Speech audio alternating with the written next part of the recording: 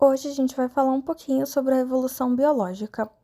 Bom, a evolução biológica, ela compreende o conjunto de mudanças hereditárias às quais os seres vivos estão sujeitos, gerando uma variedade genética e diversidade. Essas modificações geram transformações hereditárias nos organismos que estão relacionados aos processos adaptativos. Essa evolução, ela está atrelada com a sobrevivência e a adaptação de uma espécie dentro de um determinado meio ou ecossistema. O termo evolução, do ponto de vista popular, ele está relacionado com a ideia progressiva da melhoria. Esse processo nem sempre é observado do ponto de vista biológico. Então, dessa forma, a evolução biológica é um processo que altera as características de uma espécie de modo que ela possa se tornar mais adaptada ao habitat em que ela se encontra, não necessariamente através de um progresso. Os processos evolutivos visam gerar maior adaptação das espécies em um ambiente. Esse conceito de adaptação está relacionado com diversos outros processos evolutivos, principalmente a especiação, que quando espécies novas de organismos são formadas a partir de alterações graduais em espécies pré-existentes. Atualmente, a ideia comum entre todos os estudiosos do assunto é que todos os organismos descendem de um ancestral comum, que através de um esquema, que é conhecido como árvore da vida, pode, pelo menos, ser caracterizado. Bom, falando um pouco agora sobre o fixismo, desde sempre os estudiosos tentam buscar explicações para compreender a origem da vida e dos organismos existentes no planeta. Filósofos como Aristóteles, Platão acreditavam que o planeta era estático e seus organismos não apresentavam mudanças desde quando eles foram criados, mantendo-se imutáveis, ou seja, nunca vai ter uma evolução. Nasceu cachorro de pelo preto, daqui 10 mil anos vai ser o mesmo cachorro do pelo preto, não vai ter nenhuma mudança, nenhuma adaptação. E esse conceito foi incorporado pela Igreja Católica, que principalmente na era medieval possuía um grande poder político, científico e religioso. E essa visão de planeta e seres fixos foi chamado de fixismo, ou, devido à forte influência da Igreja, o criacionismo, já que a Igreja defendia que as criaturas, assim como o planeta, que foram criados por um ser superior, e se mantiveram estáticos desde a sua criação. Então, como foi criado, ficou. E essa ideia se manteve em predominância até o renascentismo, quando novas teorias e correntes de pensamento divergiam dessa ideia, e mesmo assim, a igreja possuía um grande poder para que todas essas teorias, todas essas ideias não passassem de apenas boatos. Bom, mas uma hora, né, tudo isso tinha que mudar, e foi a partir do século XVIII que finalmente começaram a surgir as primeiras evidências de um planeta que vive em constante mudança e transformação. Fósseis foram encontrados, mostrando formas de vidas desconhecidas na época. Grandes mamutes congelados eram encontrados em icebergs, mostrando formas de vida que existiram no passado e de alguma forma foram extintas. E a partir do século XIX, utilizando como base os estudos de Copérnico e Galileu, os estudiosos como Lamarck e posteriormente o Darwin propuseram um conceito de evolução, onde todos os organismos eram acometidos por processos evolutivos que conferiram com maior adaptação ao ambiente e até a formação de novas espécies.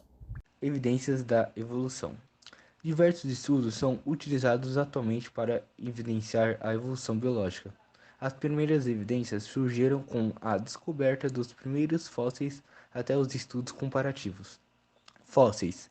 Através da paleontologia, diversos fósseis foram analisados mostrando formas de vidas passadas que não existem mais ou que se assemelham com os seres vivos atuais. Apesar da dificuldade em estudar organismos apenas com base nos seus registros fósseis, a datação radioativa facilita algumas análises. Mamutos extremamente conservados foram encontrados em geleiras, assim como organismos menores que no passado ficaram presos em resinas vegetais. Comparação anatômica. Comparar a anatomia de dois organismos diferentes pode ajudar a evidenciar as teorias evolutivas.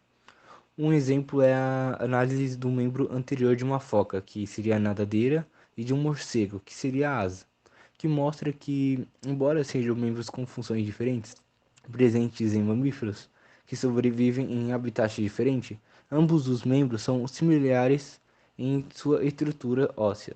Com isso, através das análises comparativas, é possível classificar dois órgãos como órgãos análogos, com origem embrionária e estrutura anatômica diferente, porém com a mesma função em cada indivíduo. Órgãos homólogos, com a mesma origem embrionária e a estrutura anatômica, porém com funções diferentes de acordo com cada organismo.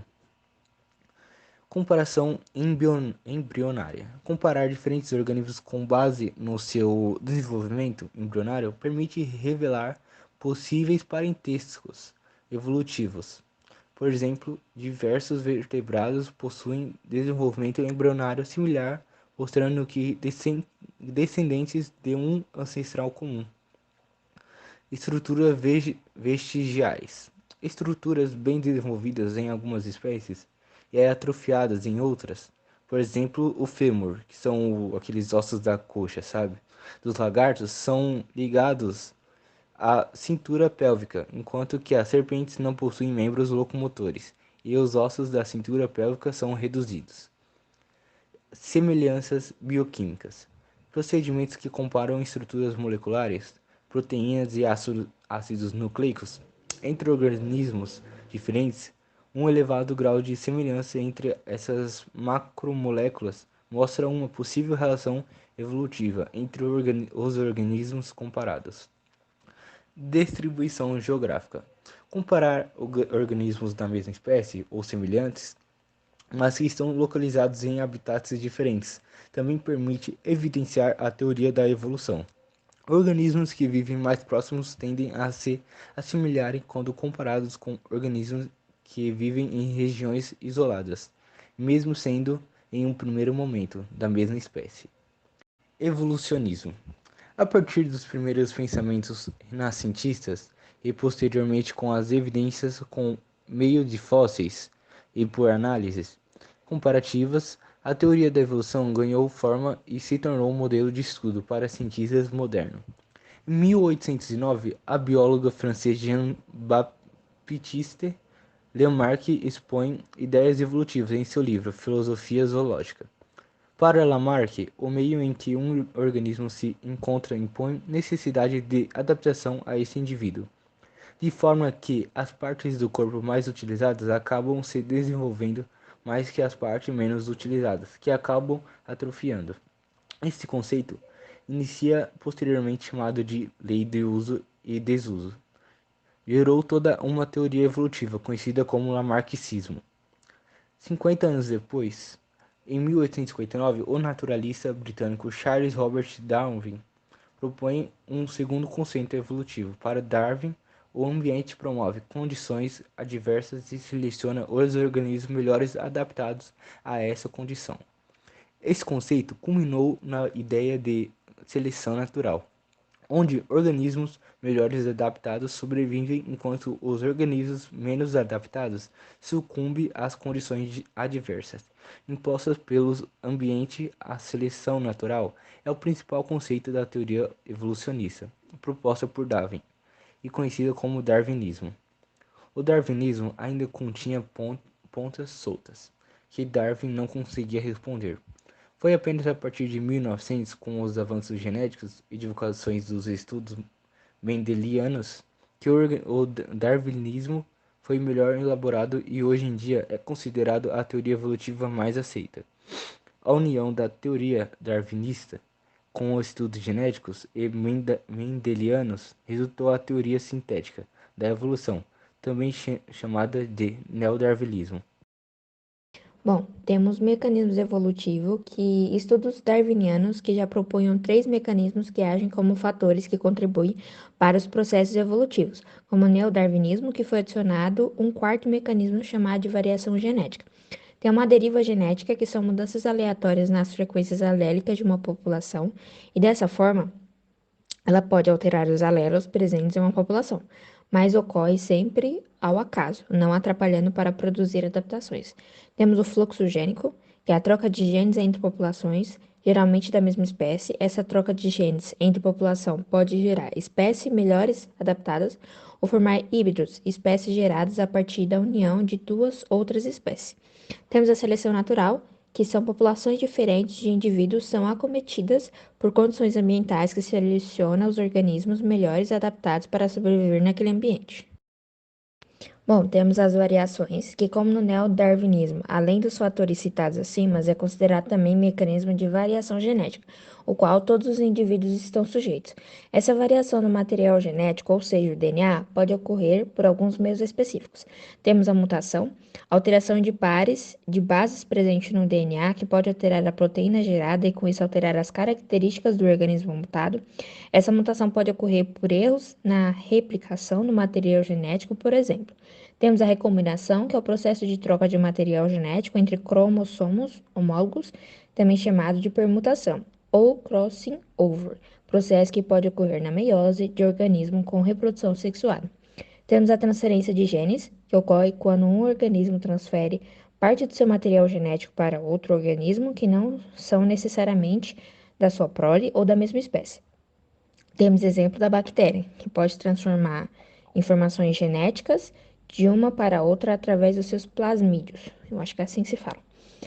Temos a genética populacional, que são alelos diferentes que podem apresentar uma variação em características que ficam nítidas ao ponto de vista populacional, principalmente quando o indivíduo de uma espécie são separados em habitats diferentes. Um exemplo são as mariposas, conhecidas como traças, que possuem coloração branca nas asas, porém uma variação dessa mesma mariposa apresenta coloração preta nas asas.